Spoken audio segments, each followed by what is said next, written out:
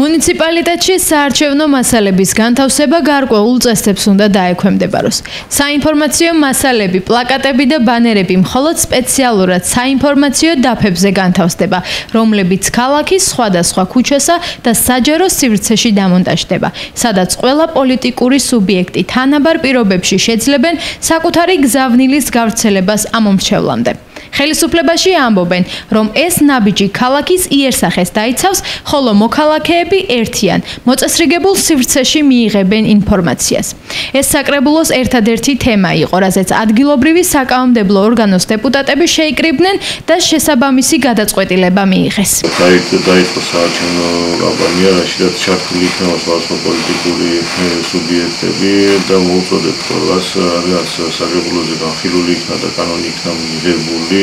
სააგიტაციო მასალასთან დაკავშირებით გამოკვლული იქნება შესაბამისი დაფები, სადაც განთავსება შესაძლებელი იქნება სხვადასხვა სააგიტაციო მასალების და მოუწოდეთ ყველა პოლიტიკურ სუბიექტს ვიზუნოთ ამ ქალაქის კეთილდღეობაზე და სისუფთავეზე და მხოლოდ იმ ადგილებზე, სადაც გამოყოფილია ეს სააგიტაციო მასალის შესაბამისი ადგილები მოხდეს მათზე ამ სააგიტაციო მასალის გამოყენება.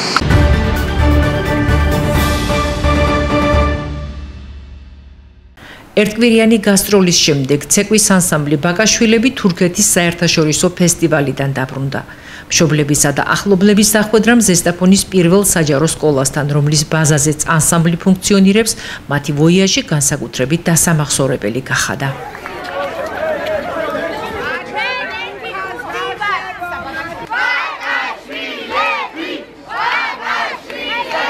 გასტროლო პროგრამის ფარგლებში, როგორც ქორეოგრაფი ირაკლი ბაკაშვილი ამბობს, ანსამბლი 6 ცეკვით იყო წარმოდგენილი.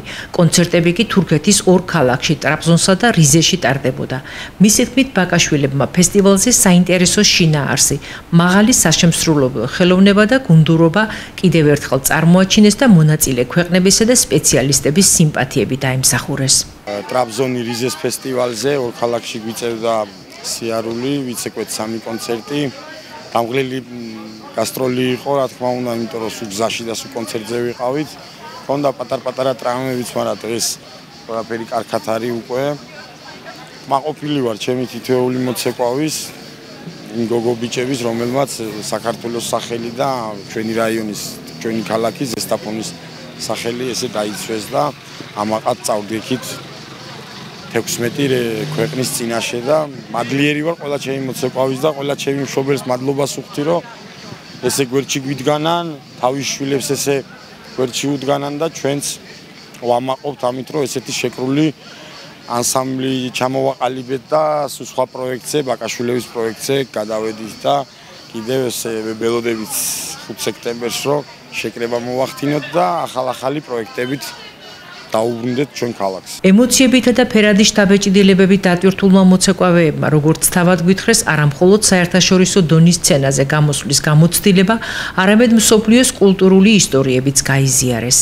ძალიან ყოფილი ვარ, ეს იყო ჩვენი პირველი გასვლა გასტროლზე და ძალიან კარგი იყო, გავიცანით სხვა ერის წარმომადგენლები, ძალიან დავმეგობრდით და იყო ძალიან საინტერესო და ვისურვებ კიდევ ერთხელ წავიდეთ.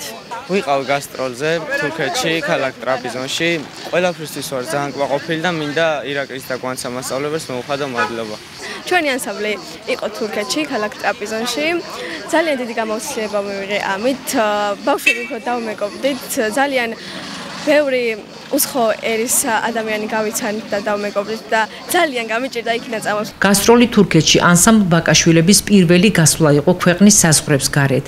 მშობლები, რომლებიც შვილებთან ერთად საგასტროლო ტურნეს მონაწილეები იყვნენ, ანსამბლის ქორეოგრაფებისა და მოცეკვავეების საშემსრულებლო შესაძლებლობებზე საუბრობენ. ქორეოგრაფიული ანსამბლი ბაკაშვილები იმყოფებოდა გასტროლზე თურქეთში, კონკრეტულად ქალაქ ტრაბზონში, სადაც 10-ზე მეტი ქვეყნიდან იყვნენ ჩამოსულები და წარმოადგენს ქორეოგრაფიული ნომრები. მე როგორც მშობელი მინდა რომ მადლიერება გამოვხატო ბატონ ირაკლისა და ქალბატონ გვანცა ბაკაშვილების მიმართ, იმიტომ რომ მათმა შრომამ შედეგი დადო. წარმოუდგენელი ემოციები, წარმოუდგენელი შეფასება და მაღალი დონის პროფესიონალიზმის გამოჩენა იყო ჩვენი ბავშვების მხრიდან აი ამ გასტროლზე.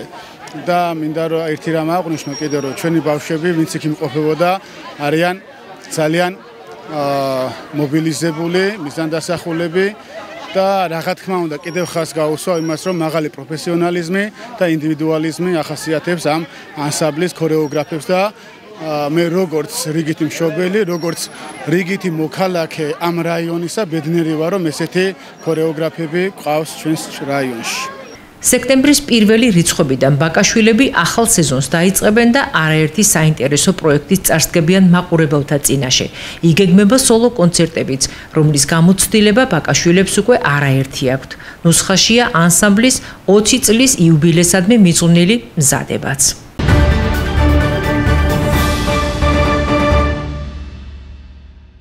საქართველოს შინაგან საქმეთა სამინისტროს გავრცელებული ინფორმაციის თანახმად გენერალური ინსპექციის თანამშრომლებმა გენერალურ პროკურატურასთან კოორდინაციაში ჩაატარეს მასშტაბური საგამოძიებო, საპროცესო და ოპერატიული ღონისძიებები.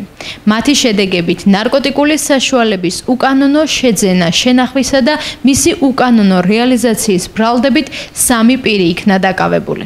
მათ შორის ერთ-ერთი სამართალდამცავი ორგანოების იმერეთის პოლიციის დეპარტამენტის ქუთაისის საქალაქო სამმართველოს პოლიციის მეორე განყოფილების უბნის ინსპექტორია.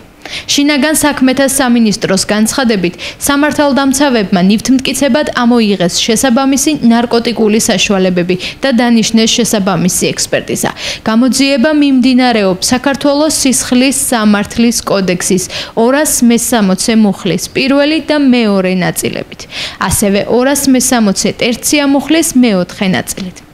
აღნიშნული მუხლები ითვალისწინებს თავისუფლების აღკვეთას 12-დან 20 წლამდე ვადით ან უვადო პატიმრობას. შინაგან საქმეთა სამინისტროს გენერალური ინსპექციის თანამშრომლებმა გენერალურ პროკურატურასთან ერთად ჩატარებული საგამოძიებო, საპროცესო და ოპერატიული ღონისძიებების შედეგად ნარკოტიკული საშუალების უკანონო შეძენა, შენახვისა და ნარკოტიკული საშუალების უკანონო რეალიზაციის ბრალდებით 3 პირი დააკავეს. დანაშაული 12-დან 20 წლამდე ან უვადოდ თავისუფლების აღკვეთას ითვალისწინებს. გამოძიებით დადგინდა, რომ იმერეთის პოლიციის დეპარტამენტის ქუთაისის საქალაქო სამმართველოს პოლიციის მეორე განყოფილების უბნის ინსპექტორმა 1969 წელს დაბადებულმა ხ.ზ.-მ მატერიალური სარგებლის მიღების მიზნით 1964 წელს დაბადებულ მოქალაქე ი.გ.-ზე და 1960 წელს დაბადებულ მოქალაქე ა.ბ.-ზე მოახდინა ნარკოტიკული საშუალება მორფინის უკანონო რეალიზაცია. მოქალაქეების ი.გ.-ს და ა.ბ.-ს პირადი და საცხოვრებელი სახლების ჩხრეკის შედეგად ნივთმტკიცებად ამოღებული იქნა ნარკოტიკული საშუალება მორფინი და ნარკოტიკული საშუალება უპრენორფინი, რომელსაც ბრალდებულები მართლსაწინააღმდეგოდ ინახავდნენ. გამოძიება სისხლის სამართლის კოდექსის 260 მუხლის პირველი და მეორე ნაწილებით და 260 ტერცია მუხლის მეოთხე ნაწილით მიმდინარეობს.